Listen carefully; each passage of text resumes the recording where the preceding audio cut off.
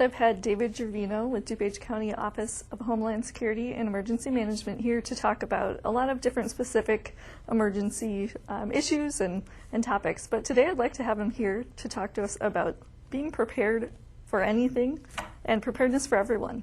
Thank you for being here. Thanks for having me. Okay, so a lot of times we'll talk about something very specific and get into that, but what are some of the things that everyone can use?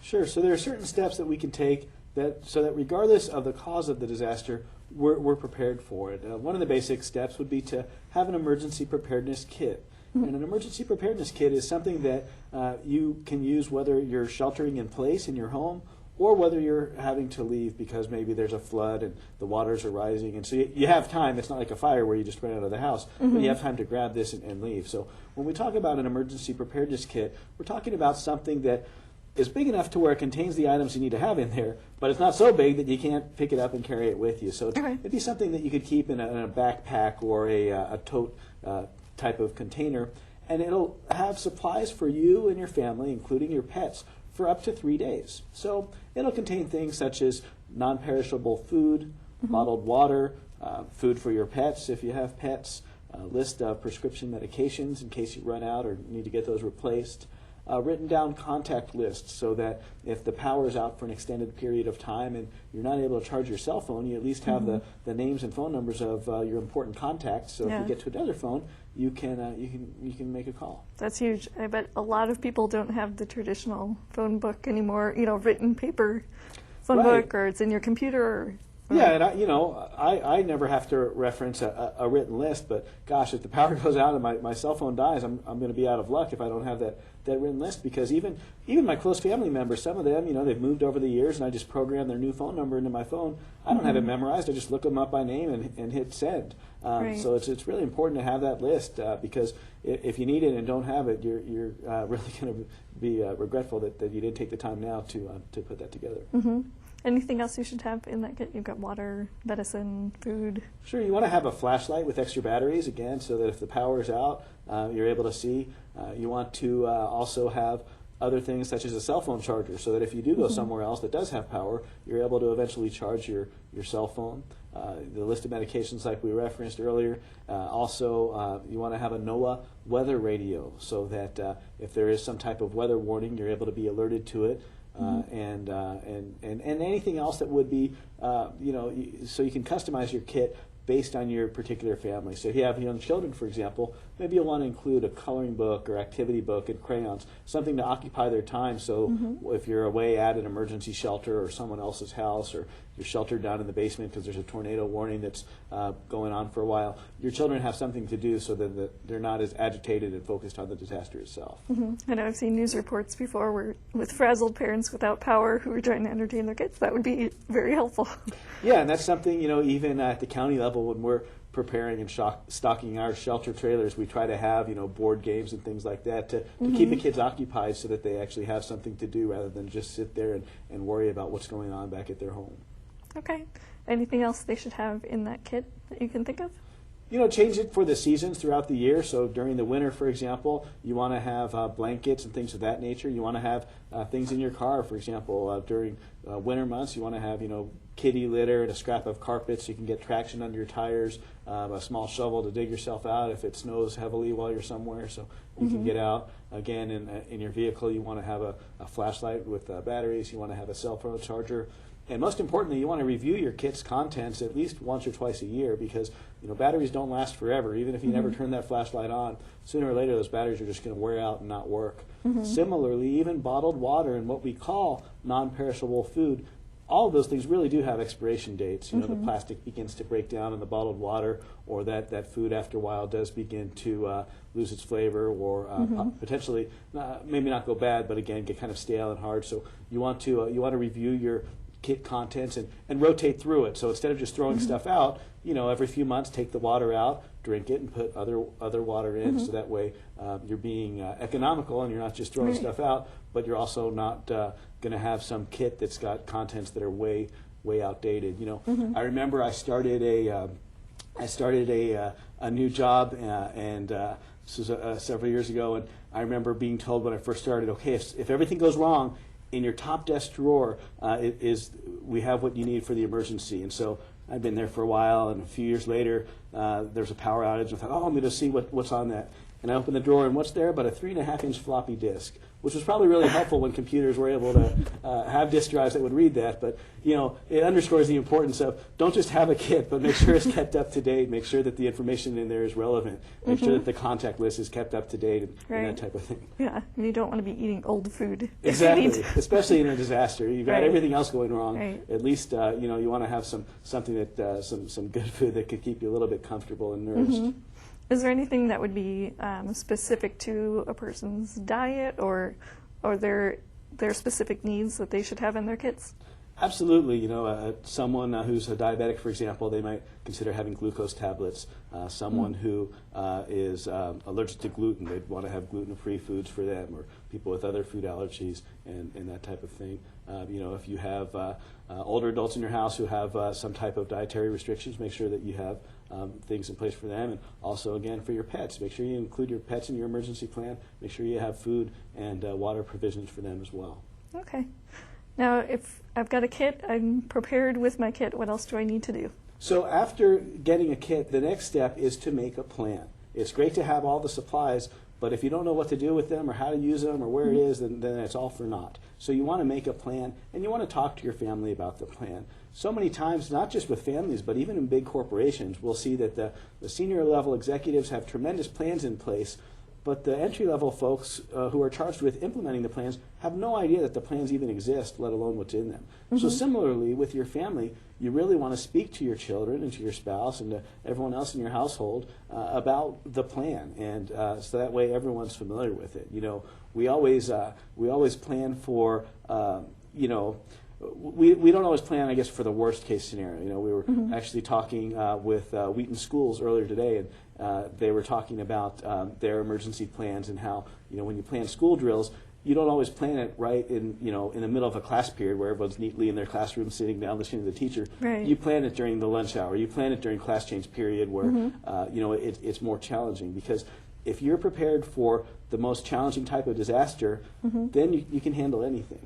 So we want to hope for the best, but prepare for the worst. That way, when something happens, you're more comfortable, you're confident because you've thought about it, you have a plan, and now you just need to implement that plan.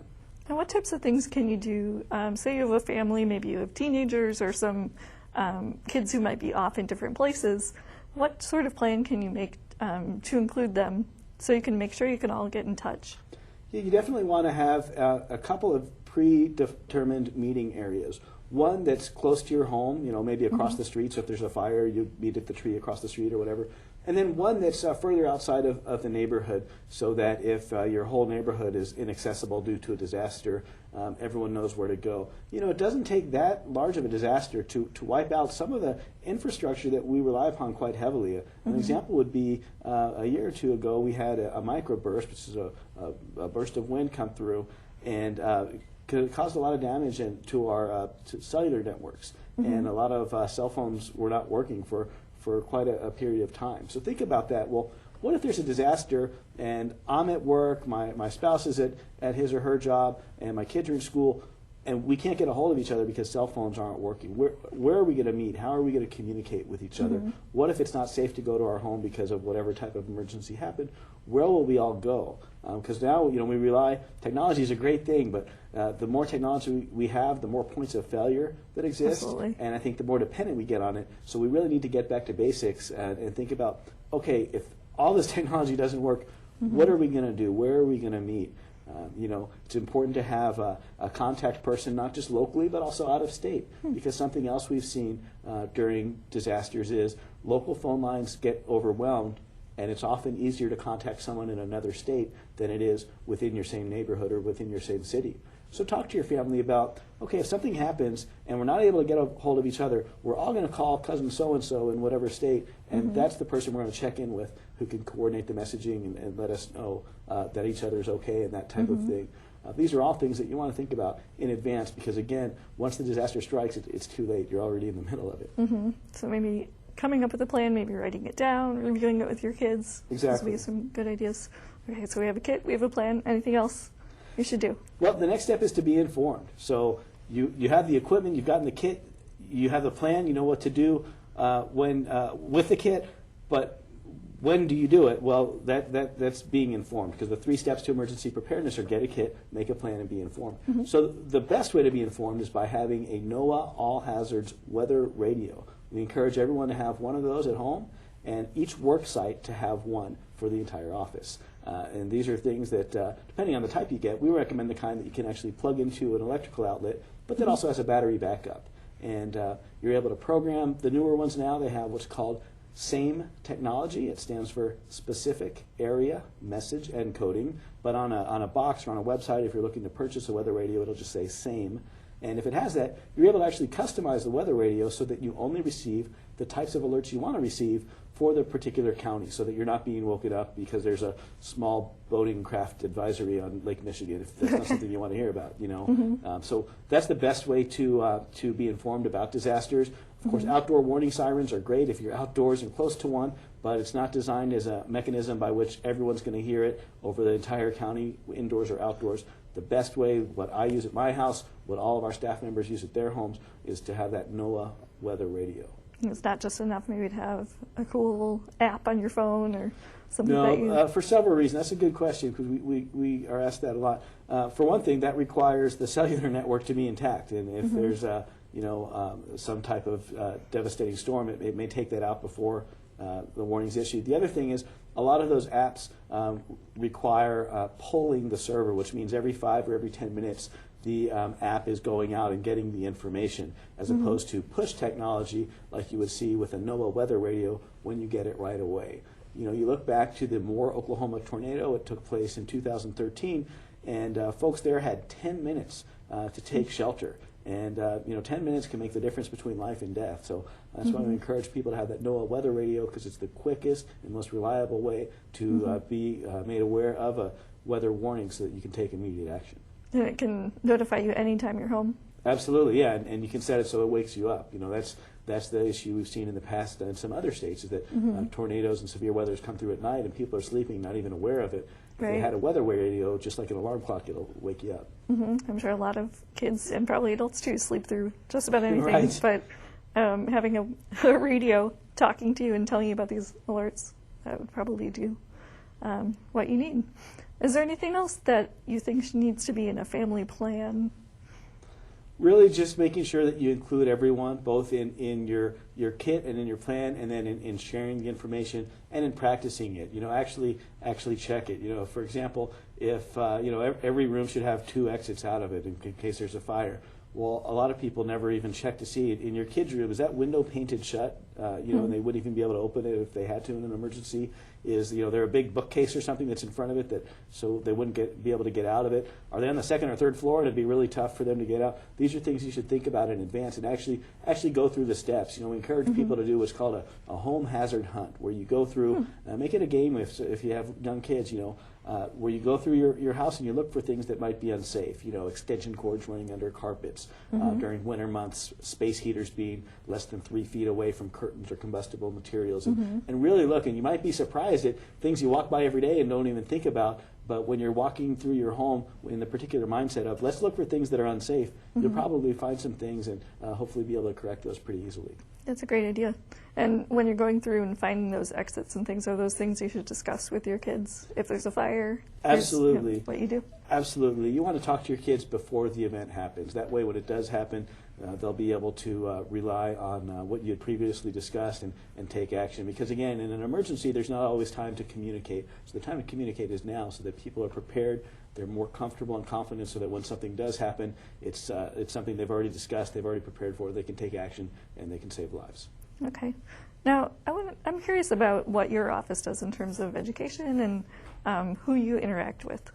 So we have several events that we attend throughout the year, whether they be school events or scouting events, community health fairs, other activities, and we're available. If people go to ProtectDuPage.org, they can find our contact information. If someone wants us to come out, we're happy to come speak to groups about emergency preparedness. It's something we could do during the day, at night, on weekends. We've got a great team of people, and more than happy to spread the message about preparedness. You know, it's interesting. I had a relatively new employee start working for me, and after the believe it was after the flooding that took place in April of 2013, he turned to me and said, we should really talk to people more. And now he started just a few weeks before the flooding happened, so great timing for him, I guess, depending how you look at it. But so we should do more to talk to people about flooding and emergency preparedness. And I said, well, come over to my office, let me show you something. So I get on the computer and I log into YouTube and I pull up the 1950s civil defense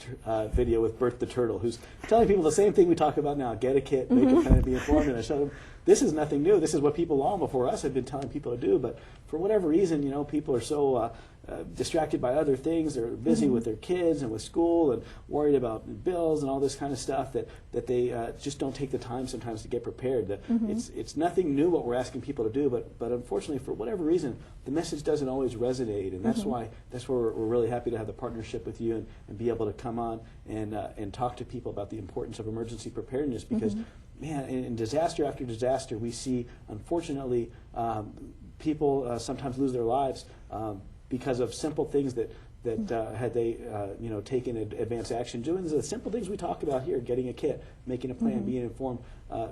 It could have been prevented. And again, it's nothing new. It's just something that people really want them to take action. And sitting down and thinking about it, and like you said, taking action. Absolutely.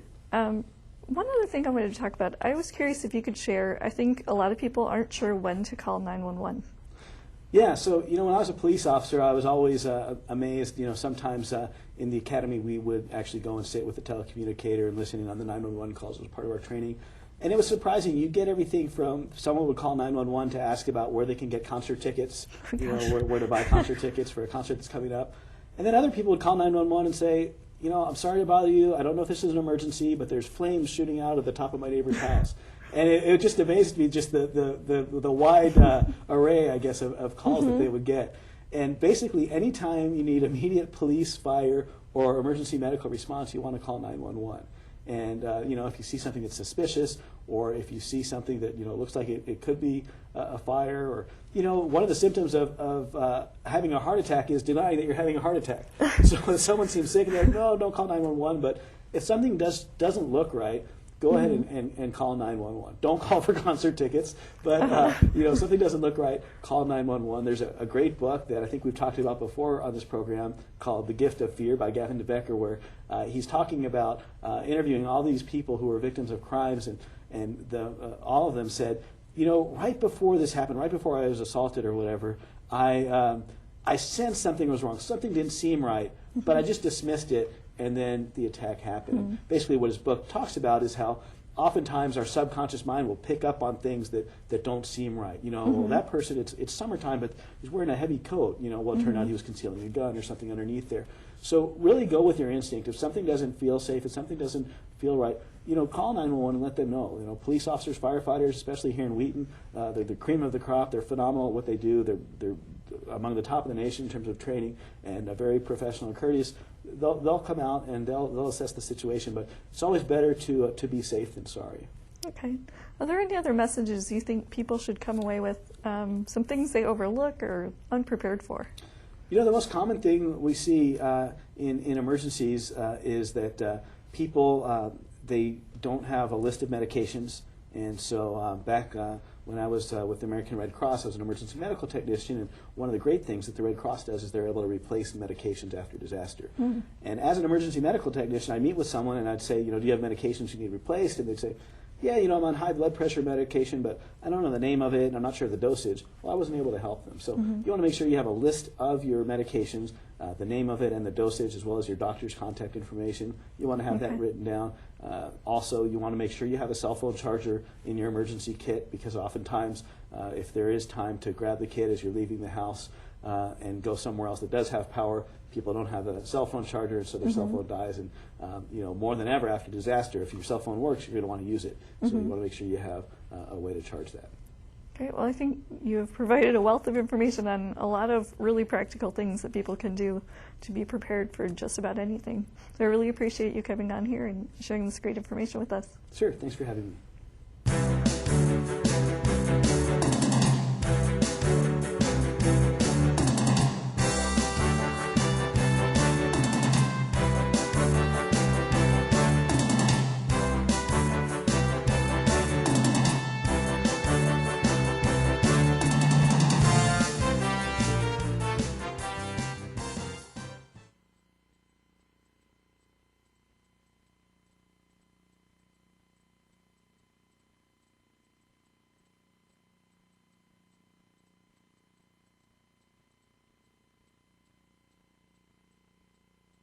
Hi, I'm David Gervino with the DuPage County Office of Homeland Security and Emergency Management, encouraging you to prepare yourself and your family for any type of emergency by following 3 simple steps. Get a kit, make a plan, and be informed. To learn more about each of these steps, please visit us online at ProtectDuPage.org.